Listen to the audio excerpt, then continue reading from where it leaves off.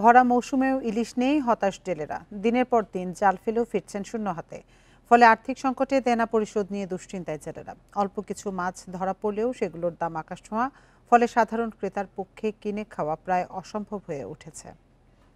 এ নিয়ে আলোচনাতে এবার নোয়াখালী থেকে আমাদের সাথে যোগ দিচ্ছেন সহকর্মী আবু নাসের। আবু নাসের, নোয়াখালী জেলেরা এখন ইলিশ কেমন পাচ্ছেন, আর ইলিশ কম ধরা পড়ার কারণ কি, মৎস্য বিভাগ কি বলছে?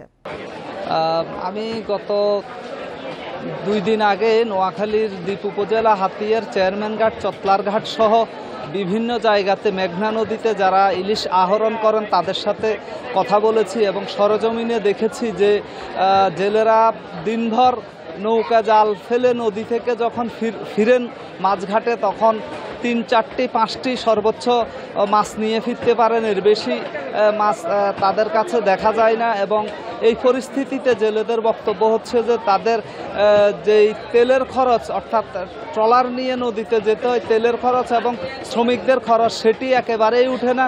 ফলে জেলে থেকে শুরু করে নৌকার মালিক এবং আড়তদার থেকে শুরু করে প্রত্যেকেই অনেক দায় দেনা হয়ে গেছেন এবং এত বেশি দায় দেনা হয়েছেন, ঋণগ্রস্ত হয়েছেন, তারা কিভাবে চলবেন সামনের দিনগুলো সে নিয়েই হতাশা দেখা দিয়েছে। তো আমি এখন আছি নোয়াখালীর পৌর বাজারে। এই চিত্র কিন্তু যে ইলিশের আকাল, এই চিত্র কিন্তু সব জায়গাতে আছে। যদি দেখায় এই পৌর বাজারে এক সময় এই সিজনে অন্তত 20-25 জন কমপক্ষে ইলিশ নিয়ে বসতেন। এখন দেখা যাচ্ছে মাত্র 2 জন এ পাশে ইলিশ নিয়ে বসেছেন, ও পাশে আরও 2 জন ইলিশ নিয়ে বসেছেন। এর মধ্যে তারা জানিয়েছেন যে 1 কেজির নিচে 1 কেজি ছুঁই ইলিশ যেগুলো, সেগুলো 2200 টাকা দরে কেজি বিক্রি হচ্ছে এবং আধা কেজি থেকে 600 গ্রামের ইলিশ বিক্রি হচ্ছে 1400 থেকে 1500 টাকা করে। তো আসলে দাম বেশির কারণে সাধারণ ক্রেতা, বিশেষ করে নিম্নবিত্ত মধ্যবিত্ত ও যারা ক্রেতা রয়েছেন তারা আসলে ইলিশ কিনতে পাচ্ছেন না এবং তাদের মধ্যে ইলিশ নিয়ে বসেই আছেন। খুব বেশি আমি প্রায় 1 ঘন্টা এখানে আছি, একটি ইলিশ মাছও বিক্রি করতে দেখিনি। এ বিষয়ে যারা বিক্রেতা রয়েছেন তাদের বক্তব্য হচ্ছে অনেক বেশি দামে কিনছেন তারা, ফলে তাদেরকে বিক্রিও করতে হচ্ছে বেশি দামে।